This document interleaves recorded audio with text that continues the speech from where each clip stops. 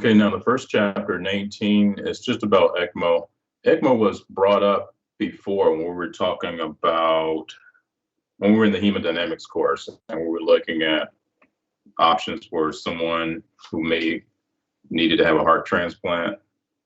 And we were talking about the IABP or intra-aortic balloon pump being something that could give some support to help someone who may just had like cardiac surgery or whatever the case may be. And then they also mentioned like ECMO could be something that could be almost like a give the patient some time either before they get a transplant or just give them some time to recover whatever their problem was.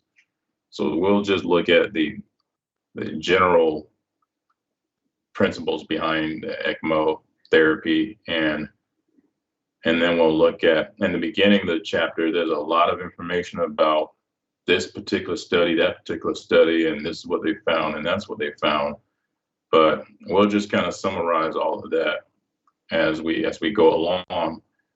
And then we'll get into the heart of it as far as like what are the options that you have for ECMO if you're at a facility that can provide that type of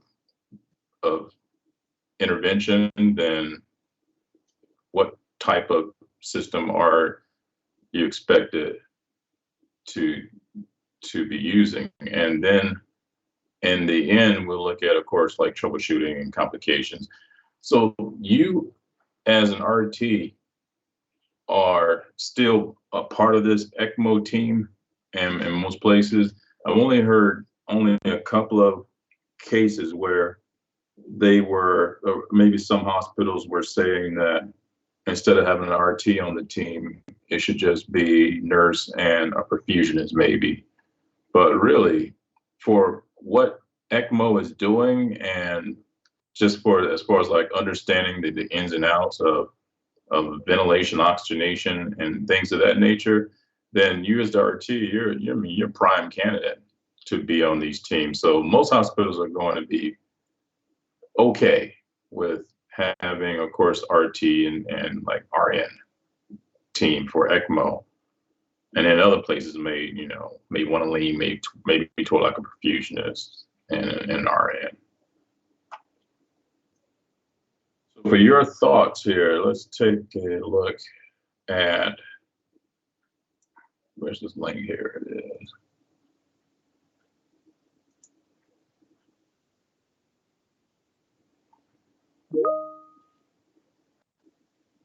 Okay, so there's the link, and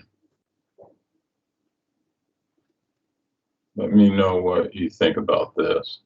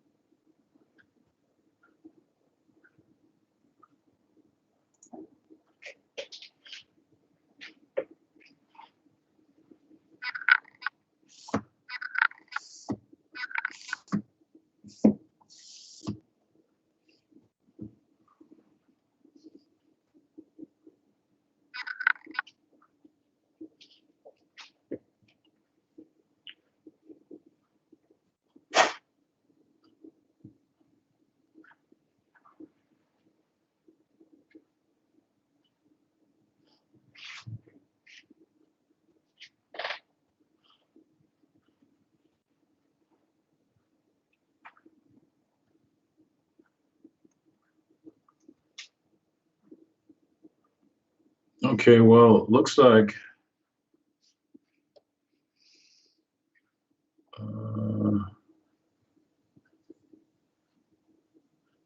hold on just a second.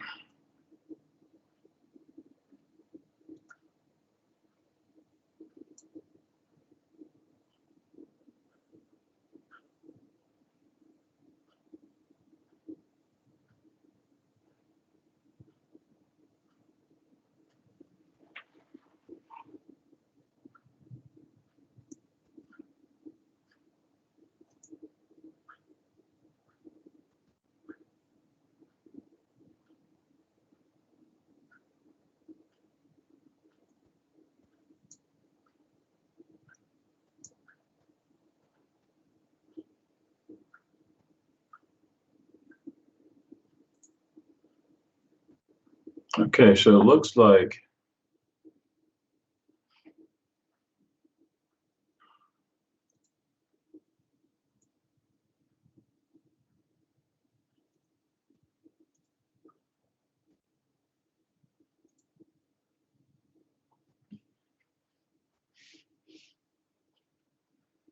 so you're thinking either this, or this.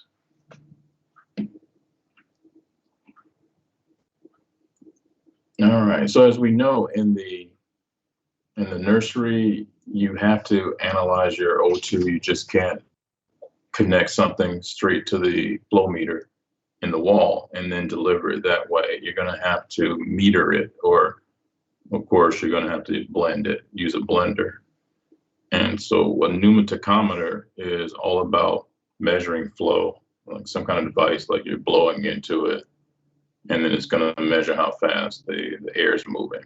And we know that's not going to help for measuring anything related to oxygen or FiO2. And pressure manometer, as we know, that's what we were playing around with in lab the last course when we were talking about weaning parameters and muscle strength and how much negative force you can generate, MIP, MIP, NIF, MIF. And that's, of course, going to have nothing to do with oxygen and FiO2. So then we know that you're going to need to use an O2 analyzer. And O2 analyzer is the most common one that is used all the time in that setting is going to be they call it a galvanic fuel cell analyzer. And that's what the NBRC usually does, is they just refer to it as what it is made up of, essentially. So if you don't remember what these fuel cells look like, I pulled up an image here. So these little devices they have a certain amount of shelf life, meaning that when you buy them, even if you haven't opened the package, they go bad over time. And they'll tell you on the package that's how long you have. And then once you do open it, it's just almost like milk. You know, it's going to have an expiration date. It's just not going to work anymore after a certain amount of time. And it's just screwed into, let me pull up the other image here. It's just literally, there it is right there.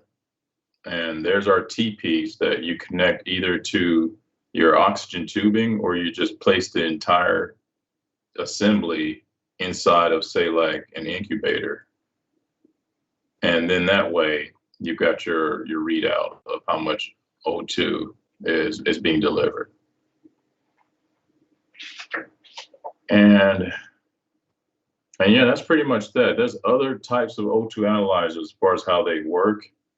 They all do the same thing. They measure the FiO2, but the actual components is different. I mean, there's some that use just plain chemicals. I mean, not plain chemicals, but they use like chemicals, or they use it more like electricity or currents. But this one is the most common. And again, the NBRC is pretty much always referring to this type of analyzer. And it's just as we saw, called the galvanic fuel a galvanic cell or galvanic fuel cell analyzer.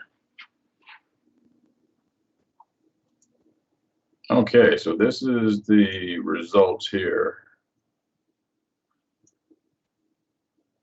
where the majority of people did recognize that the galvanic fuel cell is the O2 analyzer that we've been talking about over and over again, that you have to use to measure the FiO2.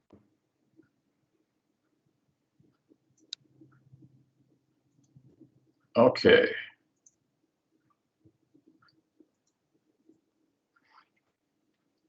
So to begin, the first person they give credit for is this Dr. Gibbon. He was doing, he's not the first person, but I guess he's the first person who had success with it on a person, because they were kind of like tinkering around with doing something like this, as you see, way back in the early 1930s or the late 1930s. But then around 1953, Dr. Gibbon, he was a cardiologist, and he came up with a system that was going to pretty much act like a heart-lung pump for, it was a 17-year-old. She had a really, really, really bad case of ASD. And from what I was reading, they said that the hole was almost the size of like a silver dollar between her right and left atrium. So that was already going to be kind of complicated. And then he had been doing ECMO, I believe, on like just animals to see how they would tolerate it. And then he decided to try on this 17-year-old patient, and she did fine after that. She recovered and she got a job and she was okay. And then as we see around the 1990s, this was something that a lot of hospitals were getting on board with. But then after the 1990s, it kind of wasn't as popular anymore, because we had things like ionotherapy and high frequency oscillation. Those two therapies kind of made ECMO really not that necessary, but it all depends on just how sick the patient was.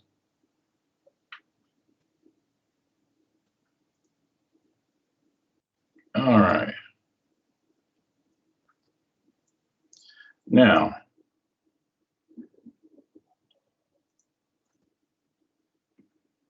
so as far as which types of patients are going to benefit the most from ECMO, it's going to take care of respiratory and cardiac issues. I mean, you could have like a newborn who has really bad RDS, and you may have tried everything else. Maybe you tried to do high frequency oscillation, and that really didn't help. And so then if your facility can do ECMO, or if you transport the baby to another facility that can do ECMO, then that might be the best. That might be the baby's best bet.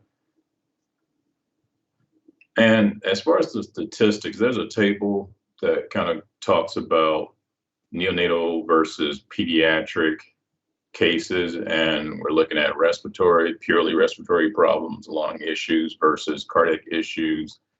And if you look at it as a whole, it's the newborns or the neonates that are going to benefit the most. And the pediatric patients, they still benefit, but not nearly as much as the neonates. And they attribute this mostly to the fact that a lot of times, like with these respiratory problems, we looked at all of those issues in chapter 22, the pulmonary problems. A lot of those problems can be fixed. I mean, they can be treated, and it just will take some time for the patient to get better. And that's usually the reason why these little ones, these newborns, they typically do pretty well. You get them on ECMO and give them some time and continue to support them, then they usually will will be okay. In the very beginning, when they were first like trying to utilize this kind of a method, they weren't having such good outcomes until they improved on the design, and then people got better training and things like that, and then they started to see these statistics start to improve. Now, can you do it with adults? Yeah, you can do ECMO with adults. It's just mostly, when you think about it, it's mostly associated with the newborns and pediatric population. Now, there's some places that are going to do ECMO in CPR, so they call it eCPR. And I believe Stanford does a lot of eCPR. I believe they do. But either way, it's just one of those things where if you have someone who, after all this resuscitation, all these efforts that are being made to resuscitate, and they're not really responding still, then you can bring in a little device, a little unit at the bedside, and do ECMO right there on the spot. But and we'll see, as far as the traditional type of ECMO, it's going to take a little bit more than that. As far as, you're going to have the surgeon insert the catheter and then et cetera, et cetera, et cetera. It's like a more planned out process. So hypoxemic failure. So we know that there are a lot of things that are going to lead to oxygenation problems for the newborn. And here are some of the more common, I guess you could say, like the PPHN. They're going to have problems with oxygenation. Meconium, they're going to have problems with oxygenation, and et cetera, et cetera. Now, congenital diaphragmatic hernia, that they're saying is there's still some controversy surrounding that and ECMO. That doesn't mean that if the baby has CDH, they're never even going to consider doing ECMO. It's just that it gets a little bit more complicated, because the main thing that the baby with CDH is going to need for sure is there's going to have to be some surgery done very quickly.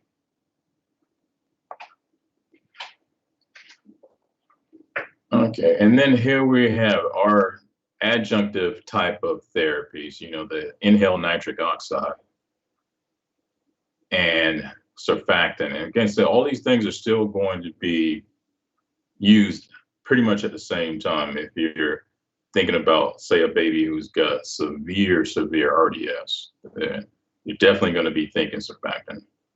And again, you're going to have to support the baby as far as the ventilation as well, as far as like the ventilator. You're going to probably be doing high frequency, probably.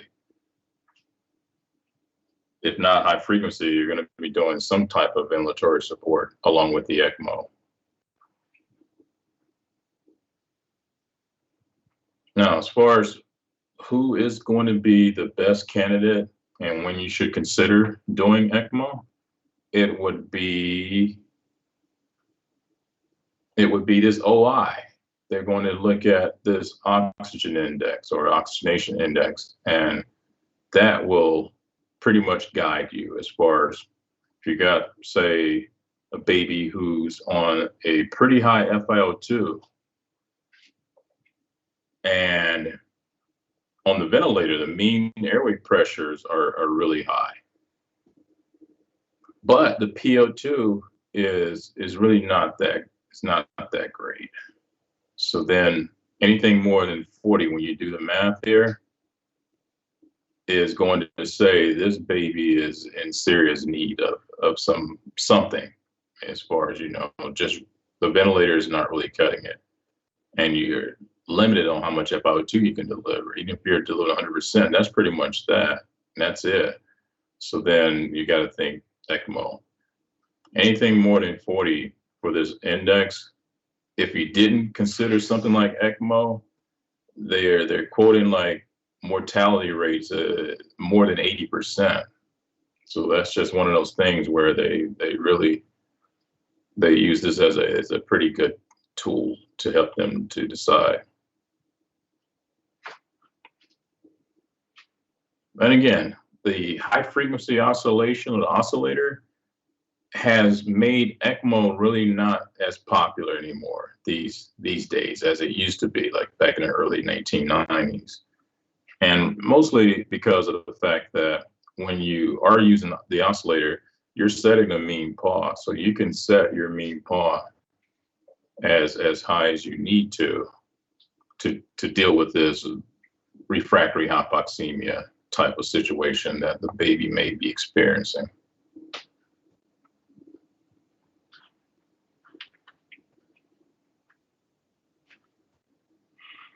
And more of the selection criteria here, they have to look at the limitations as far as the equipment that you're going to be using. The catheters that are inserted, they are only so they're going to be only so small. I mean, as far as like they come in different sizes, of course, but the smallest size is still not going to be.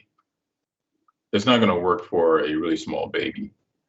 So in other words, if you got a preemie who's like ELBW or VLBW, they're going to be disqualified just for the mere fact that the catheter doesn't come in their size. And then another problem, if you've got someone who's that premature and who's that small, they probably already have a brain bleed or intraventricular hemorrhaging, and they probably got like a grade 2 or a grade 3. And worst case, they got like already a grade 4.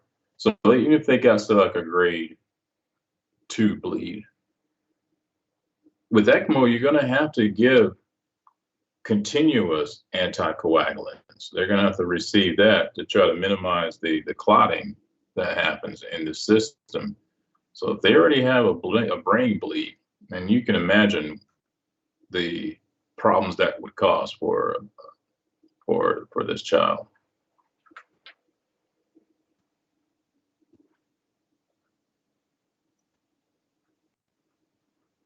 Now, we say that ECMO can be used for purely respiratory problems, and it could also be for cardiac problems.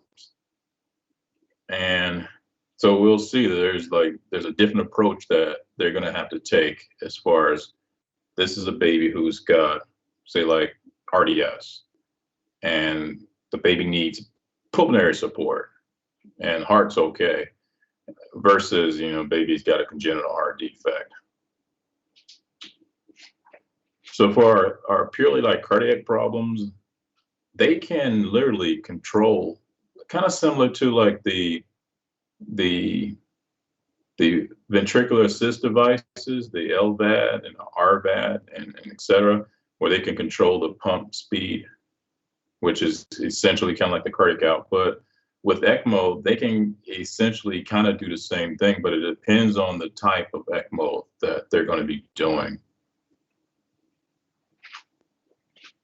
And then, of course, any patient who's had, say, cardiac surgery, kind of similar to like the balloon pump, where you're going to have to give them some support after surgery for a little while, then if not balloon pump, then baby ECMO. And of course, with a newborn, that's already automatic no as far as balloon pump. They're not going to be able to do that because, once again, you're limited on your equipment. They don't make balloon pumps in that size to support a newborn or a smaller pediatric patient. And then I already mentioned like the ECPR is something that a lot of places will have to be prepared to do or consider. If you got someone who, again, is just not really responding, you've been coding them for what seems like forever, and they're still not really recovering like they're supposed to.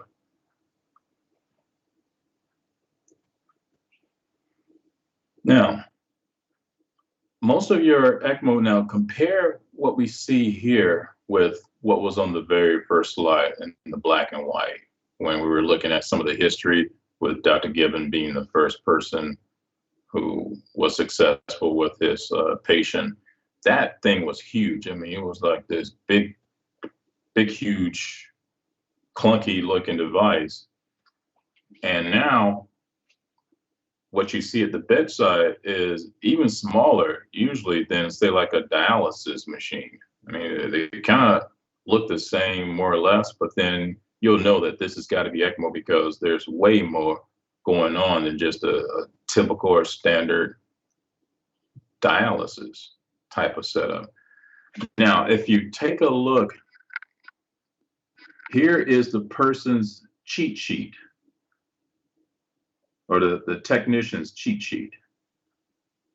Now, there is so much that's going on. I mean, as far as like things that you're monitoring and the constant labs that you're going to need to send and keep track of, and et cetera, et cetera.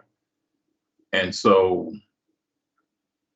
yeah, this is just like one of those things where you're going to have to keep a really close eye on not only just the tubing and all the other components, because there's always the potential for clotting and bubbles and things of that nature, but you're also going to, of course, have to just kind of really monitor this baby as carefully and as closely as possible.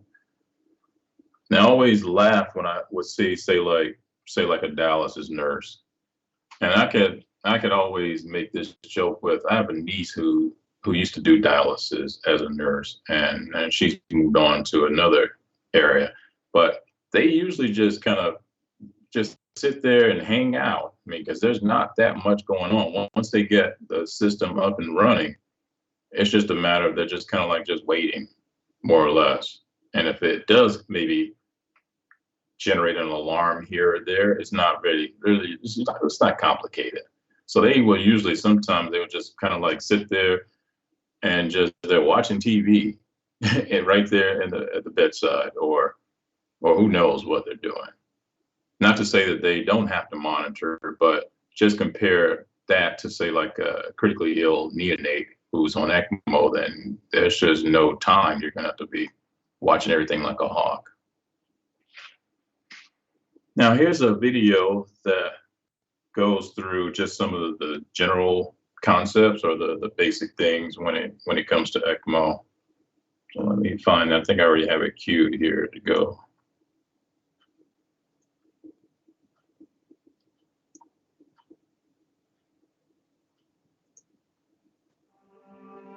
Facing a critical decision to save a family member can come at you when you least expect it. For families confronted with life-threatening heart or lung damage, we have a team of specialists at Texas Children's Hospital who are experts in managing an advanced therapy that could save the life of someone you love. It's called ECMO.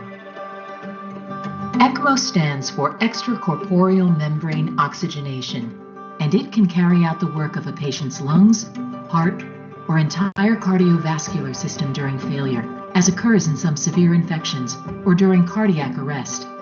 It works by removing blood from the patient's body, oxygenating it, and removing carbon dioxide through an artificial lung before pumping the new blood back into the injured body. Dr. Thomas leads the Texas Children's team in developing an advanced methodology for treating patients using ECMO. The Texas Children's ECMO team is what we call an expert team. It's comprised of different individuals who have overlapping but interdependent expertises. We have specialists who have been trained either from nursing backgrounds or from respiratory care backgrounds, and then we have physicians who are specialists in ECMO. The ECMO circuit is comprised of tubes and lines running from the patient through multiple checkpoints. The tubing carries liquids or gases, such as blood or medications, to and from the body. The lines power different sensors which monitor flow, oxygen saturation, hemoglobin concentration, and more. Readings are taken along the way to let the ECMO specialists know exactly how the entire circuit is performing. First, blood is removed from the body via one or more of the large veins, usually in the neck or groin. Once the blood is oxygenated and carbon dioxide is removed, the blood is pumped back into the body. This process gives the lungs and heart the chance to rest. A bedside ECMO specialist is with the patient 24 hours a day to ensure that everything functions properly. The primary intensive care team and the ECMO physicians coordinate their work for optimal conditions that favor a patient's rapid and complete recovery. The use of ECMO as a technology really affords families and physicians and caregivers options that they might not otherwise have. First of all, it keeps patients alive, and ECMO provides them with the necessary support that either a ventilator or cardiac medications are failing to provide adequately. Thanks to the evolution of ECMO and teams like the one at Texas Children's, doctors now have the ability to learn from previously lethal lung and heart disease about how our bodies recover from severe illness without imposing additional injuries caused by conventional therapies, such as mechanical ventilators or toxic medications. The ECMO capabilities at Texas Children's Hospital are unrivaled. We are a recognized center of excellence. We use state-of-the-art equipment. We are able to provide ECMO in any intensive care setting in the hospital, so the patient doesn't have to be moved. We have the ability to support up to 6 patients simultaneously. We do provide 24/7 round-the-clock coverage for these patients.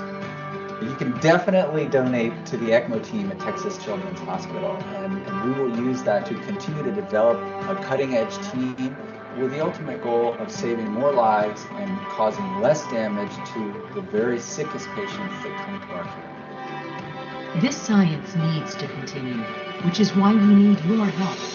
For more information, go to texaschildrens.org. Okay, so I think they did a pretty good job of just kind of summarizing what ECMO is all about. And of course, they had a chance to talk about how much success they've had. And apparently a lot of places kind of will model their programs after their program, and just kind of, because they're kind of like, not necessarily the pioneers, but they've had such good outcomes. So it's almost like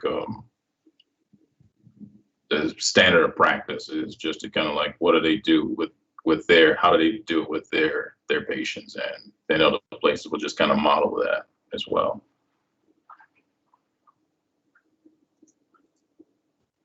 So now here we get into the different types of ECMO, and we'll start with the VA, or the veno-arterial.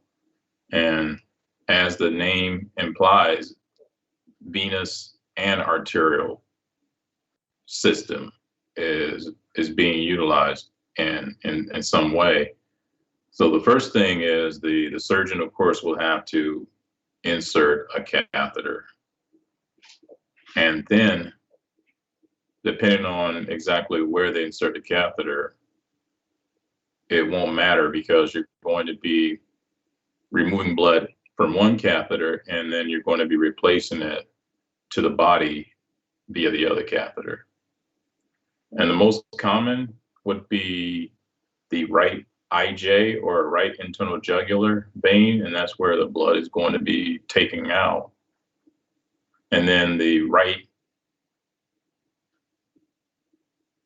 common carotid artery would be the other side.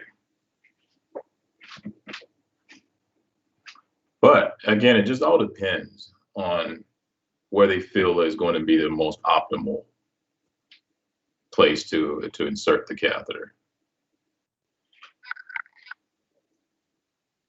And this is a picture here that just kind of shows what will be involved, where you got the draining catheter on the internal jugular, and then you've got the catheter that reinserts the blood to the body. And now keep in mind that as the patient's blood is still circulating naturally, they call that the native blood flow. All the blood is returning, of course, to the right ventricle, or to the right atrium, and then the catheter is going to be draining that blood, but it's not going to drain every single drop of that blood. I mean, it can, even if it wanted to, if you had the machine set up in such a way it still wouldn't be able to drain out exactly all of that blood. So there's going to still be some blood that will circulate through the right ventricle and then, of course, out to the lungs. And if this baby's got severe hypoxemic respiratory failure, it's almost like when you think about fetal circulation when they were in utero, any blood that's going out to the lungs is not really going to do any gas exchange, because that's, again, the reason why you're possibly doing the ECMO in the first place. But nevertheless, you still have the blood that didn't get drained by the catheter. It just makes its way out to the lungs, and then it returns back to the left side of the heart. So then here it is in the left atrium and then the left ventricle. And then that poorly oxygenated blood is just going to make its way out into the aorta. And so there could be a little bit of mixing going on, because here's the freshly oxygenated blood that the ECMO machine has created, and now it's introducing it back to the body. But then again, there's the patient's native blood flow that might mix with it. But even still, it's going to be a whole lot more beneficial as far as oxygenation.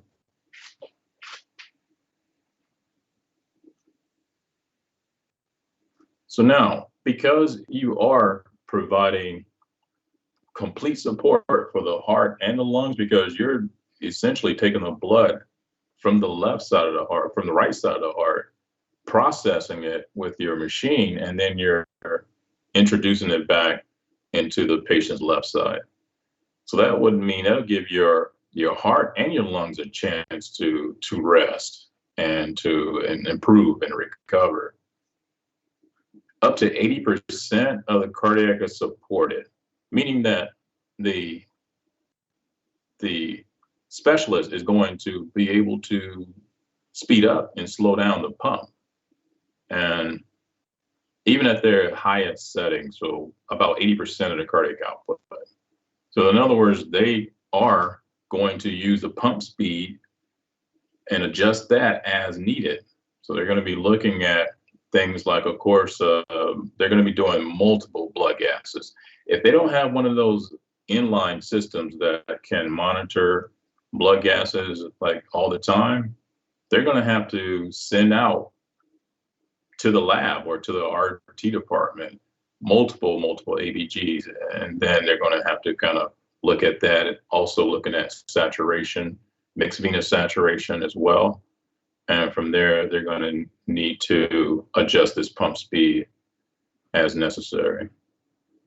Non-pulsatile, meaning that we know that the heart, the way that blood moves to the heart, the atria fill up with blood and they pass it on to the ventricles.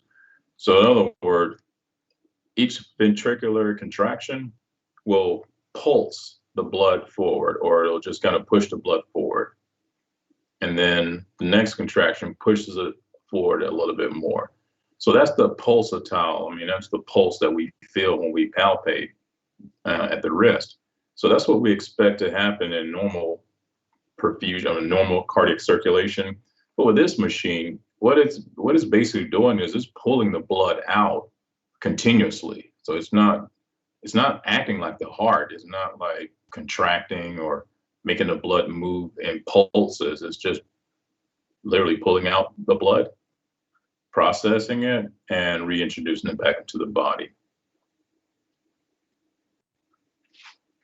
And then, of course, the heart of your machine is this membrane, this artificial membrane that's acting like your lungs. And CO2 is going to be flushed out. Well, it's not going to be. There's something that they call the sweep speed that's going to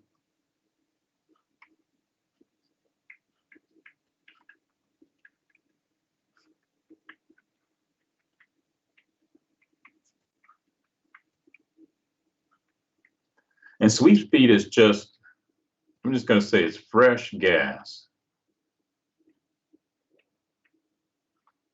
that will be So if the blood is going this way, the sweep speed, the gas is going the opposite way, in the opposite direction. So it's called like a counter current type of system. And that's what's going to help to make sure that you flush out the CO2. And then, of course, the oxygenation, the O2 is going to be applied directly into this membrane through like an O2 tank, or, you know, if they connect it to the flow meter on the wall. And then, of course, with any type of catheter that's taking blood out of the body, and you're sometimes having to disconnect it and replace and other things like that, there's always the potential of maybe a bubble that can build up or get created. And then that could be a huge risk factor. Okay. Now, let me just, because again, I'm not exactly sure when Mrs. Goodman is. She said maybe at our first break, she'll probably stop by. But let's just go ahead and take our 10-minute break. So that way she does show up at 10, then